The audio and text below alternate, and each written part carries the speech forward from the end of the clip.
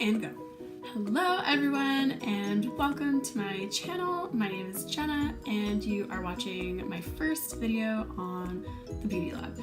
So today I thought that I would just do like a simple look, but something that's really easy to transition from day to night or night to day, kind of depending on what you're going for. I'm doing more of a bold lip, but it's totally your preference if you want to do like more of a nude lip or whatever your preference is.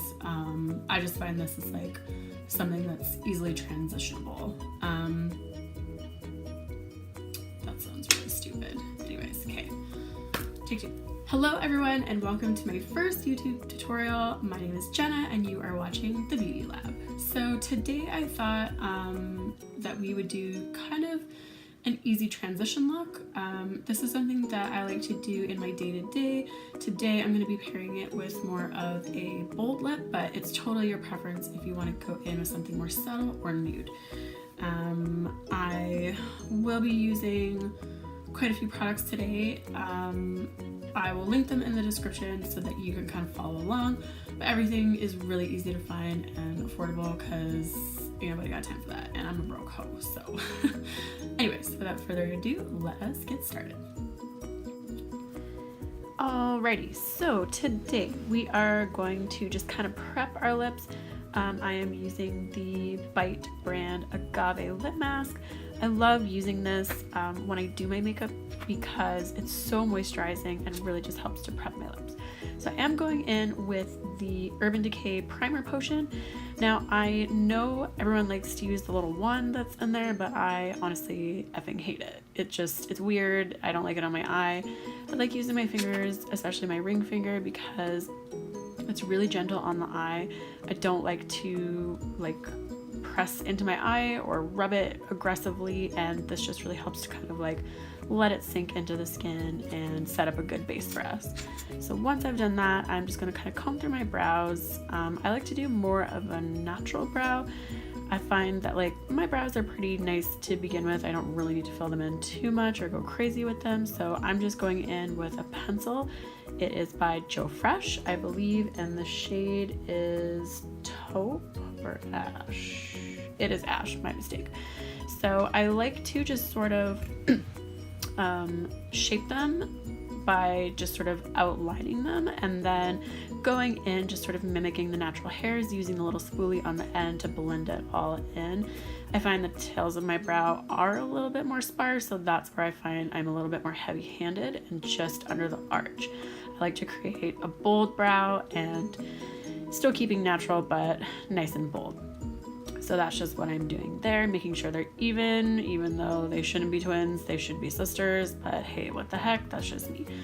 So once we've fiddled with our brows there, I will be going in with my Modern Renaissance palette. I'm going to use the shade Tempera with the brush that's provided. I'm using the little packer brush side of my dual-ended brush there, and I'm just sort of putting it all over the lid, packing it on nice and light, again, not to like pull my eyelid too much or anything like that, but packing it on. Now I do like to kind of diffuse up a little bit just to sort of create a nice base. Now I'm not saying that I go up all the way to my eyebrow, but I like to pull that eyeshadow up just a little bit, because today I will be going into the crease, so that's what I want to use. And yes, I am using the infamous Subculture palette. I'm dipping into Dawn right there. Now, if you noticed, you can pause this and go back and watch. I am literally tapping like with the lightest of pressure, tapping into Dawn. I'm not swirling my brush around. I'm not stabbing it like Caesar. I am just tappity tapping. That's it. And what I'm doing is I am using the fluffy side of my dual-ended brush. Again, the one that came with it. I think it works perfectly fine. That's just me. But I am just sort of finessing it into the lid over top of Tempera.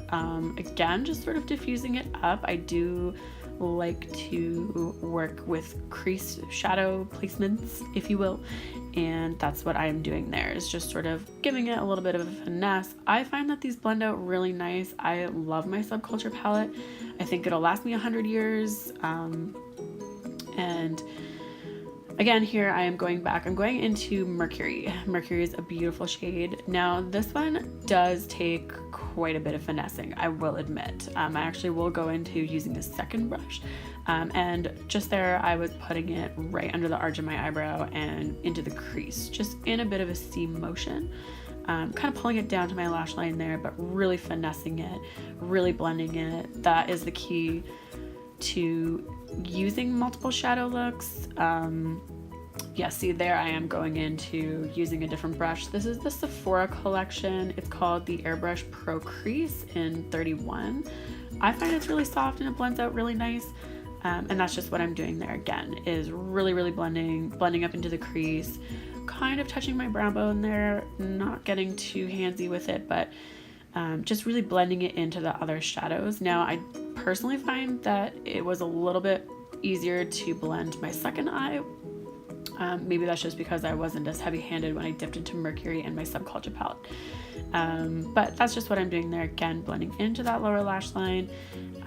I do personally like, when I'm doing eyeshadow looks like this, do my eyeshadow and eyes first, not my face. I'm kind of messy and I get shadow everywhere, and it's just easier to clean up and it's just less work, quite frankly. So again, just like really blending out. You can do your face first, but you know, that's totally your preference. So I am going to line my upper lid. That is the AVEDA brand eyeliner pencil in black orchid, I do believe. Now again, this is like, the overall theme is let us not stretch our eyelids, because otherwise they'll literally be down to the floor once you're old. So what I'm doing is just very gently pulling up my eyelashes and then just lining that waterline in there. So as you can see, just really gentle, getting in there as close to that lash line as possible. You can go in with a gel liner and a little flat top brush and like just really get in there, wiggle. I prefer the pencil. That's just me. I also work with AVEDA. I am a hairstylist, believe it or not. But I like the AVEDA brand. So now we're going into some liquid liner, which is imperative that we line the lid. This is the Urban Decay Precision Liquid Liner. I really like this one. It can be a bit drying, so if you are new to liquid liner or you struggle with it, this I find needs a more experienced hand. I find it's just a bit drier and it's not as forgiving in terms of if you make a mistake. I do also like Stila's liquid eyeliner pencil. The only reason I'm not using it right now is just because I find it's a little too glossy for me. I like that this one's a bit more matte and I can go over the formula and it not flake off or, you know, like show lines or anything like that. So what I've done is I am just trying to make the line of my liner a little bit more rounded where my pupil is. As you can see, just make that a little bit more rounded. I have almond shaped eyes, so I like having that, and just it looks a little bit better than having it completely flat. Now for the wing, I struggled with this for literally 100 years. It can be really hard. I did use tape, scotch tape for the longest time to get this, but what I'm doing with the pencil, I like to go downward in my strokes. I find if you go upwards, it's a little too like caution to the wind, and I'm not about that life. So I like to go downwards and connect into what I've previously done, as you can see. As you can also see, I've messed the absolute frack out of that, and I'm trying not to let that show in my face, but I was like seriously annoyed. This was really hard to do, and straight up off camera, I actually stopped this video after and I fixed them using the same techniques as I'm talking about right now, but it was just really difficult to do, and this was like a little bit more complicated than I thought it was going to be on camera. So I did fix it off camera, but the same principles apply here. So again, I'm doing really small strokes right into my lash line. You don't want to have a huge gap or bite off more than you can chew by going too high up your lid. It's always easier to add a little bit more than to have too much. You see, this is where I'm frustrated. But it's always easier to add a little bit more than to have to take away. So what I'm doing is I'm finding where the natural upturn in my lower waterline is, and I'm just extending that and building my wing from there. Again, I like to do downward strokes, and that's just what I'm doing by connecting, is just doing that. And then you can kind of sharpen up from there. So at this point, I am deciding this is bullshit and I'm going to fix this off camera. So that is what I am about to do, because this was literally driving me crazy. And I'm like, oh my God, this is so hard. Why does Jaclyn Hill make this so easy? Anyways, finished look. Ta-da! Rounded, and then following that waterline. Yay, we did it. Anyways, so now I'm going in with a white pencil liner. This is by Annabelle. It's just in white. I got it at the drugstore. It was like $4. So again, what I'm doing is I'm just really gently pressing into my eye, and I'm pulling very gently to expose that waterline. I like to do white eyeliner. I find it really helps to brighten up the face and the eyes. You can use like a nude. Just be warned that obviously if you use black, it will make your eyes look very small. That's why I like using the white. It just sort of brightens things up and mimics your actual eye. So I like doing that. That's what we're doing right there, is just putting that white in that waterline. You could use a gel liner if you really wanted to, but honestly, this $4 pencil has never steered me wrong. So nice and bright. Next, we are going to go in with some mascara. Now, I know what you're thinking. Why are we doing mascara now? Well, I like to live my life dangerously. So there you go. This is the Tarte Amazonian Gifted Mascara. I have really sensitive eyes, and literally everything burns like the dickens. So this is the only thing that's gentle and works for me, and I really like using it. What I just did there, I have like a little piece of tissue and I just wiped off the extra. I also never pump my mascara. I always actually like kind of slap it against my hand. I find that really helps to move the product around, and you're not having to pump it and then just make it extra dry or anything like that. This formula is really smooth. It's really creamy. I've had it for up to 4 months, and I still find that it works just as well. I find sometimes bigger brands, you definitely notice like once your mascara starts to get clumpy, it's really hard to finesse into the lashes, and equally as hard to get out. I'm just putting a little bit on my lower lash line there because I like to. You don't have to if you don't want to, but my lashes just look really weird if I don't. And again, I am just finessing that mascara in right root to tip. You're probably wondering, Jenna, why did you not curl your lashes? Because I think that's bullshit. I don't do it. It's not something I like to spend my time doing. Eyelash curlers are expensive. They're just kind of weird. I don't really like them, to be honest, but that's just me. Anyways, going on my other eye, obviously, we're just kind of giving it a bit of a wiggle. Nothing too fancy. Probably put mascara on before. Just avoid putting this in your eyeballs because it's not particularly enjoyable. What was I going to touch on? You can definitely do a false eyelash look with this look. What I would recommend though is putting on a very subtle coat of mascara and putting your lashes on and then connecting the two. That has always worked the best for me. I find if I put too much mascara on, they're hard to blend into the lashes depending on what lashes you use. And you can definitely tell when someone has done that because they don't really work together. But today we're not using that. Anyways, going in with our foundation. This is the Tarte 12-Hour Amazonian Clay Full Coverage Foundation. It is in the shade Fair Beige because I am white AF. Just on the back of my hand, I am using a beauty blender for this. It is clean, kind of. We all know how to use a beauty blender. I will say I don't use primer on my face. When I sat down to film this video, I just put my moisturizer on and sunscreen. If you are not using sunscreen 365, you are doing the wrong thing. Sunscreen all day, every day. It doesn't matter if it's gray outside, if it's sunny, the sun is always out and you should always be wearing sunscreen. That is just a given. So it doesn't have to be expensive. My sunscreen that I use is Walmart brand. It's like $5. I would highly recommend that you start incorporating that into your beauty routine.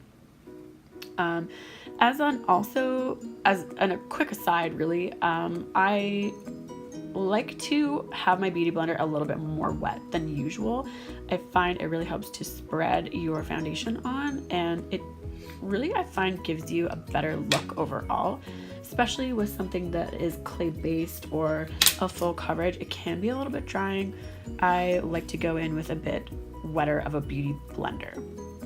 And I'm just doing a bit of a preliminary foundation base. I will go back in a little bit more in the cheek area. I am a bit windburnt. It is like -40 here, and my face got a little bit windburnt, so I am a little bit more red in that cheekbone area and in my cheeks.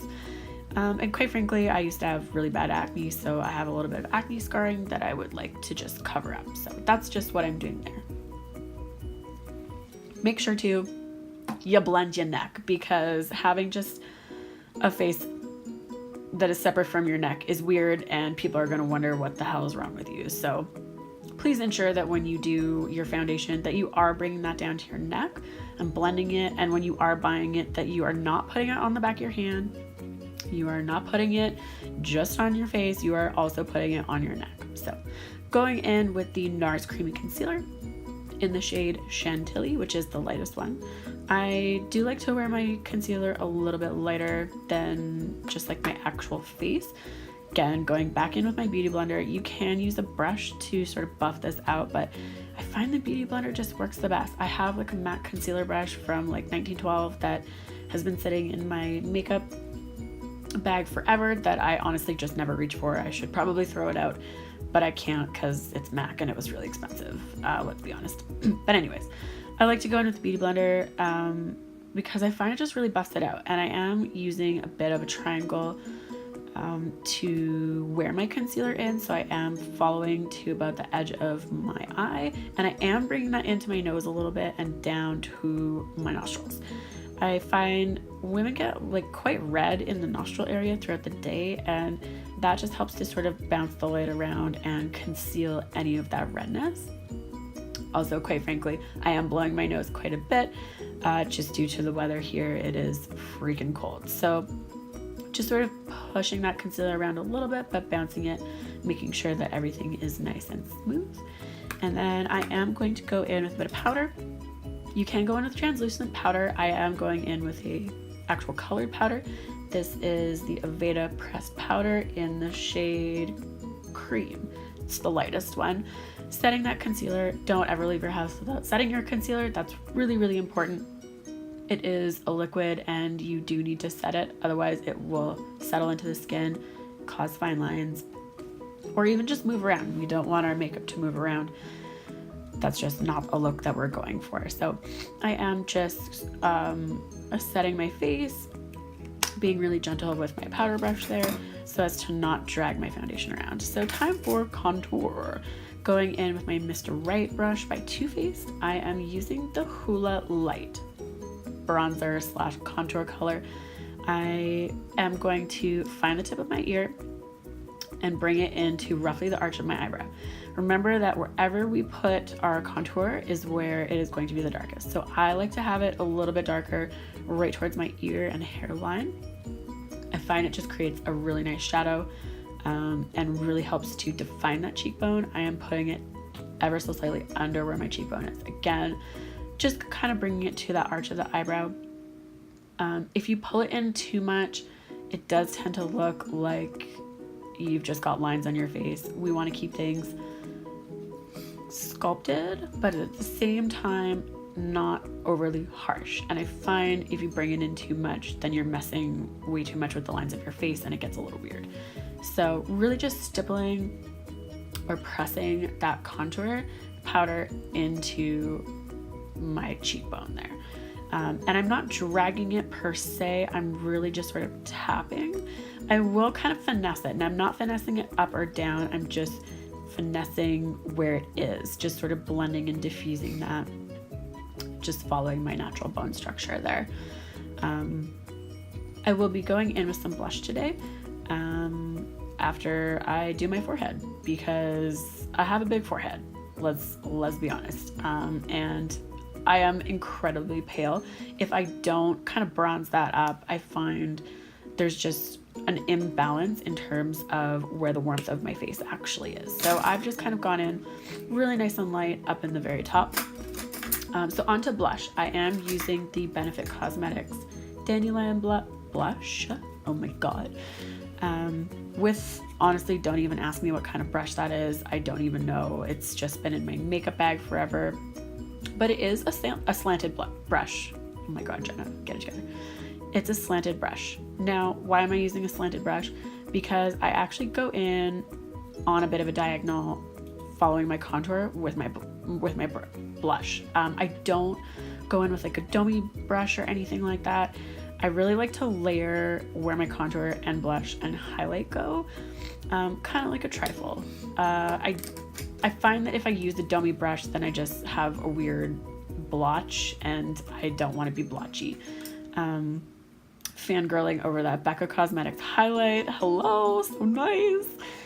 This is in the shade Moonstone, so it is going to be warm and gold. I am using the same brush. Why?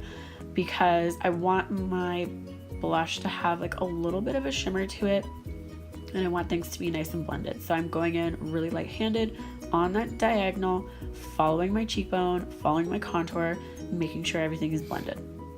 This is really important. You can go in, obviously, with like way more of blinding highlight. I like to keep things subtle. That's just me. Onto our lips. So at this point in time, our lip mask is probably good and has sunken into our lips. I am lining my lips because I find with a bold dark lip color, it can tend to make your lips look a bit smaller. So I'm going to actually overline my bottom lip a little bit more because I do have some asymmetry and my bottom lip is not as full as my top. So I am using Makeup Forever lip liner in 12C. Now it is a little bit darker than the actual shade of lipstick I am going for, but that's totally okay. It's not a huge deal. Also at this point in time, I hit a bit of a wet patch of that lip mask. So I did kind of mess up that lip line, but you know what? That's just life. Sometimes it gets a little messy, but the overall takeaway is that I would definitely recommend using a lip liner with a dark shade. Otherwise it can tend to bleed depending on what lipstick you are using, whether it be a liquid or just a regular lipstick. But it really helps to create a crisp and clean line, and you can even go in with some concealer to sharpen your lines even more. So again, here as mentioned, I am thickening that line up a little bit more, giving myself a bit more lip, and just creating a strong perimeter so that I can place my lipstick exactly where I need it. And I look kind of crazy, but whatever. Anyways, OMG. So Sephora launched this new range of lipsticks. They're called Lipstories. This is in the shade Golden Gate or number 31. I am obsessed. I've actually been to San Francisco. I went for my birthday like 4 years ago, and I'm obsessed. It's amazing. It's the most beautiful berry color. This will literally look good on everybody. The formulation is supposed to be matte. I don't find it 100% matte, but incredibly comfortable. I've worn it pretty much in an 8-hour day and really only need to retouch a little bit after I ate something. I wasn't eating it with a fork, let's be honest. So I did need to retouch a little bit, but very, very comfortable, non-drying, pretty creamy, even if this is matte. Not transfer proof though, that is important. So if you're gonna be kissing or eating a hamburger or whatever, do need to carry it with you. For $10, this is a pretty decent lipstick. I will say that the packaging is cardboard, so that could be a drawback, but other than that, it is one of my favorites. So quick touch up on those eyebrows, And this is our completed look. So something like really easy that you could wear in your day-to-day or something nighttime.